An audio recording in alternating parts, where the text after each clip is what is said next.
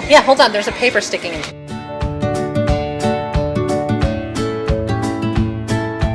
So last time we were hanging out with Flavia, Yep. and we got to talk to her about the public participation survey. Yes. Now we're going to get kind of your perspective on the analysis side of it, like Yeah. analyzing the data. Right. What does that look like? What is that like for you? Great. So, what we've been working on is analyzing the data from the fall work, which was outreach and focus groups and discussions and interviews in the community. So that has a particular piece because it's sort of looking at all this different topics that people bring up. And that has one kind of side to it. And then the survey is kind of a different process of analysis. And, as you will notice when you take the survey, we sort of come around to a series of sort of concepts or topics a few times. Sometimes people will take the survey and say, this is repetitive, Yeah.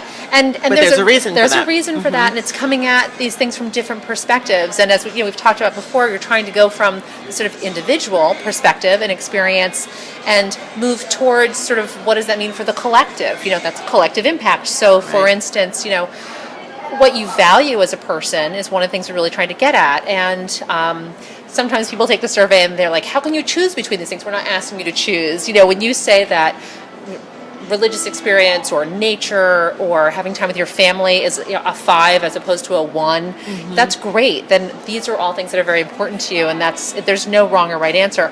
But then we kind of move on to trying to get a sense of well, how's that working out for you? Yes. Like, how is your life Like the really? chart you were showing me. Yeah. I really like that. Yeah. So tell me a little bit about that. You were about to say that. Like you can Right. decide. So we kind of plot. One of the ways we do it is we call it the spidergrams. You can do these in Excel for yourself with data. It's fun.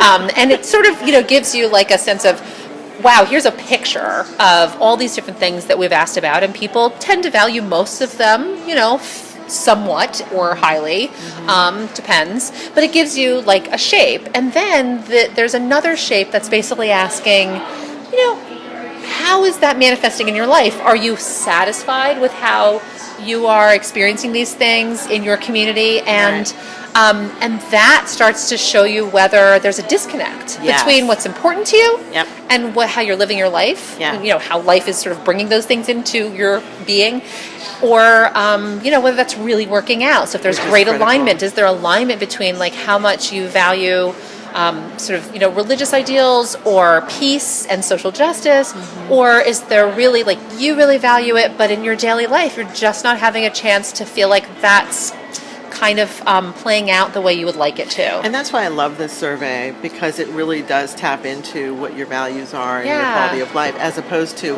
here's an agenda, pick 1 through Z. Can you tell me a little bit about that? Like, and that's it's not that those things aren't important, but we also are keenly aware that the town has done a lot of really important and good processes and continues to around specific issues. Absolutely. And there are committees and there are not discussions to take away ongoing. From the surveys No, and in fact, we're not trying to compete or detract, because those are very finely grained discussions about important things, ranging from parking and how much it costs, and whether that's more important to us in terms of subsidizing versus public transportation. Those are key discussions. But for this survey, for this it's different, and for the purpose of collective impact, making sure we that back it up from that. It's sort of describing today, sort of, for instance, when you talk about the bus, whether the bus is important to you or free parking somewhere, that is a means to get something. And so, for instance, it's access to, let's say it's nature. Like I access, the beautiful environment in which I live and which is of high value to me, using some form of transportation. So having a discussion that's about how I access the thing that is of value to me is important, but that's not the conversation we're having. We're talking about that thing that is of value to you and whether you're experiencing it sufficiently to give you well-being and high quality of life. Now, the mechanics of that are these other important things. Absolutely. But this is sort of the bigger discussion, and it's also the kind of stuff that we all can relate to. Some of us are drivers, some of us are bus riders, some of us walk or bike everywhere. So that's different. But in the end, the stuff we actually really can all agree on to some extent and talk more about sort of the degree or sort of how it manifests for us, as far as like our shared identity or culture.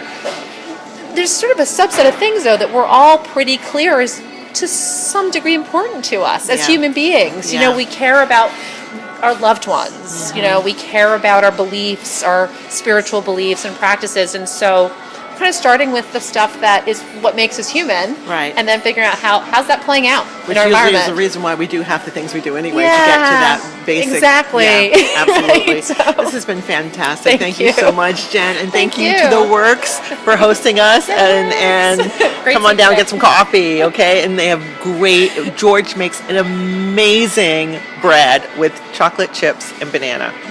Yes, That's your it's thing. really yummy. That's my thing. All right, thank you, Jen. Thank you. All right.